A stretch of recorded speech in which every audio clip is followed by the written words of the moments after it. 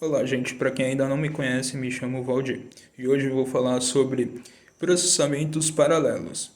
Entendemos que os computadores necessitam da linguagem de programação, pois cabe ao programador especificar os algoritmos como sequências de instruções.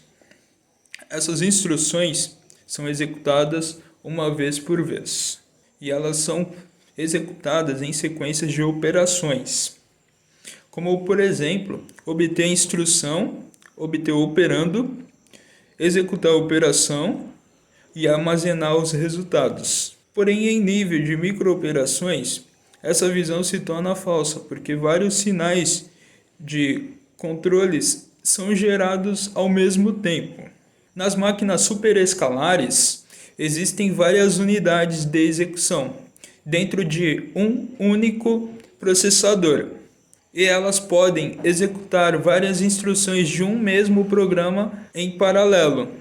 Com o avanço da tecnologia computacional, os projetistas procuraram mais oportunidades de paralelismo, com a intenção de melhorar o seu desempenho e aumentar a disponibilidade.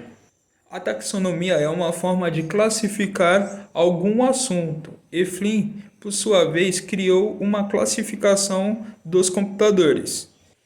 Ela classifica os sistemas operacionais de acordo com dois pontos de vista básicos. O primeiro, quantas instruções estão sendo executadas ao mesmo tempo. Já o segundo, quantos dados estão sendo processados ao mesmo tempo. Então essa tabela basicamente seria uma versão completa da taxonomia de Flynn. Note que na tabela temos o CID, instrução única, dado único. O CID ele consegue rodar uma única instrução e um único dado por sua vez. E esse é o processador tradicional, com o único core que roda uma instrução por vez. Logo em seguida temos o SIND, instrução única, múltiplo fluxos de dados. O SIND é uma única instrução que atua em cima de várias instruções de dados ao mesmo tempo. Um exemplo simples é o armazenamento de 8 números em um registrador, e também ele pode armazenar 8 números em outro registrador. E com uma única instrução podemos somar esses 8 números de uma só vez. E aí a gente tem uma outra categoria, que é o MISD, múltipla instrução, único fluxo de dado.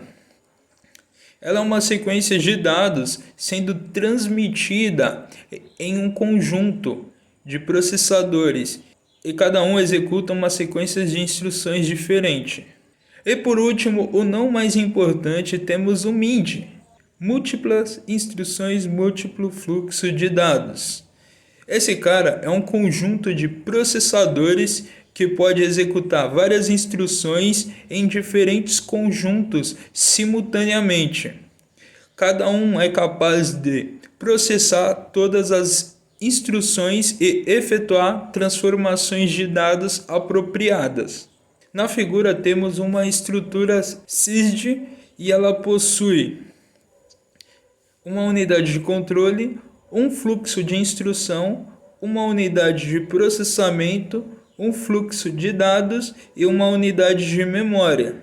A unidade de controle fornece fluxo de instrução para a unidade de processamento, e a unidade de processamento opera em cima do fluxo de dados da unidade de memória. Já na estrutura MID, temos várias unidades de controle, e cada um alimentando um fluxo de instrução separadamente para uma unidade de processamento. O MID ele pode ser multiprocessador de memória compartilhada ou um computador de memória distribuída. Existem dois tipos de multiprocessamento, o simétrico e o assimétrico. O sistema de multiprocessamento possui mais de um processador e eles podem executar vários processos simultaneamente.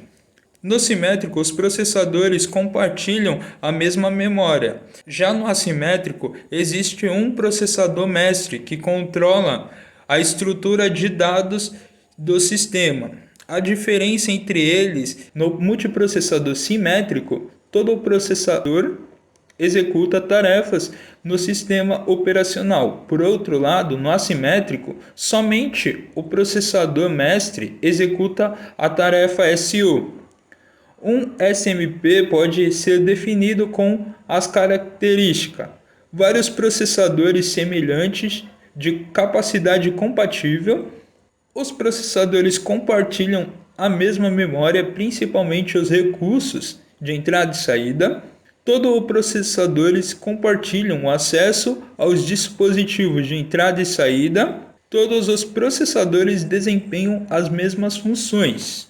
O sistema operacional integrado controla e fornece integração entre os processadores e seus programas, como, por exemplo, tarefas, arquivos ou elementos de dados. Fazendo essa comparação simples com a organização SMP e a organização de uniprocessador, teremos várias vantagens, como, por exemplo, teremos organização, trabalho paralelo, melhor desempenho do que só com um único processador. Disponibilidade. Aqui o multiprocessador simétrico pode efetuar as mesmas funções. Se um dos processadores falhar, ele não trava a máquina, mas o sistema continua a funcionar com o desempenho reduzido.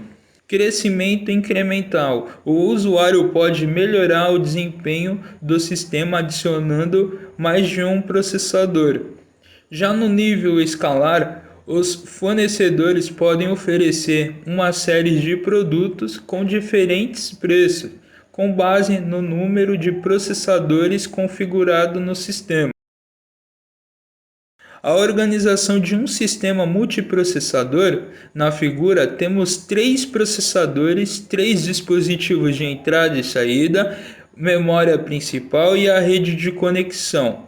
Bom, existem 2 ou mais processadores e cada um é autossuficiente, incluindo a unidade de controle.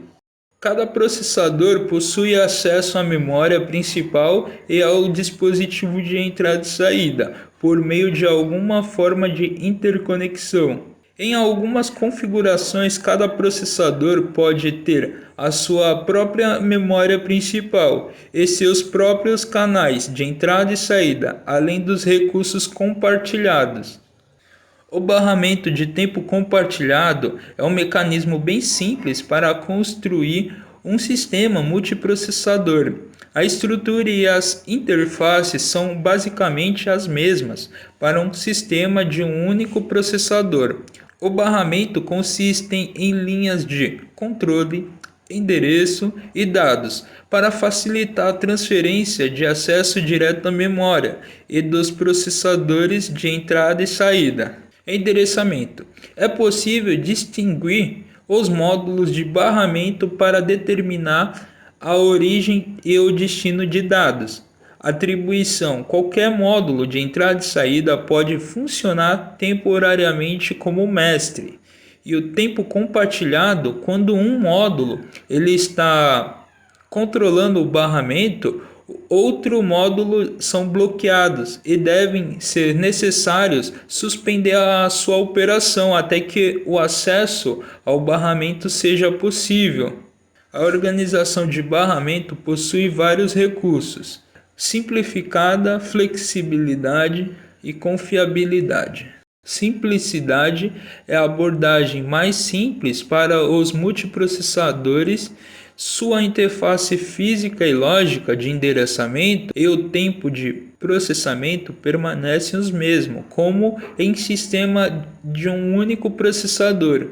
Flexibilidade. Normalmente é fácil expandir o sistema anexando mais de um processador ao barramento. Confiabilidade. O barramento é basicamente um meio passivo em uma falha de qualquer dispositivo conectado.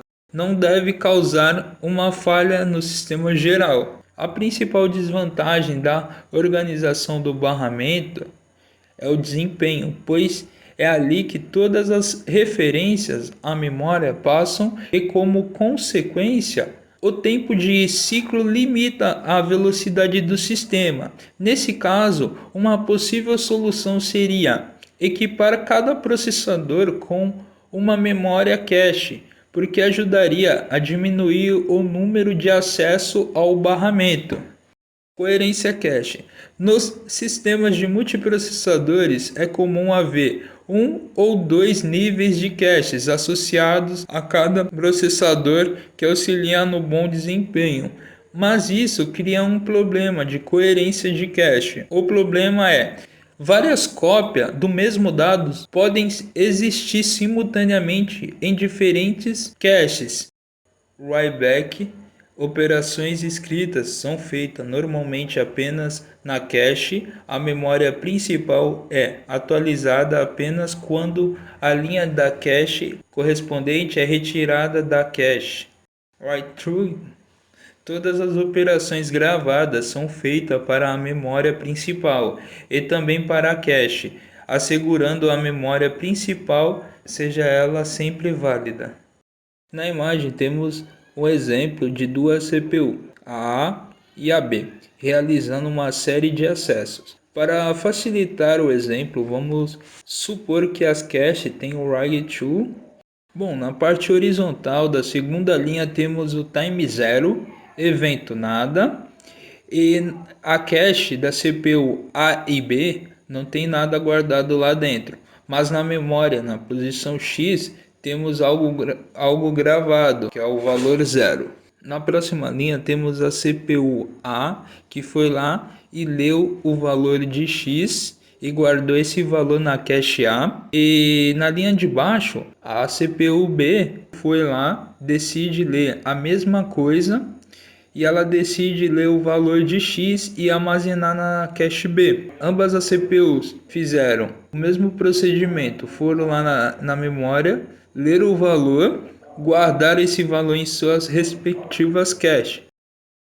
Na última linha, a CPU A decide escrever na posição X outro valor. E acontece que o processador vai escrever na cache, vai atualizar esse valor, que é o valor número 1, e como na cache Y2, ele já manda esse valor de volta.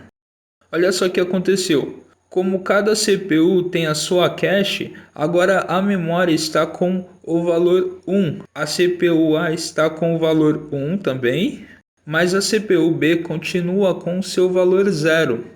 Se o programa estiver rodando na CPU B e tentar ler o valor de X, ele vai dar um hit de cache e depois devolver o valor que está na cache.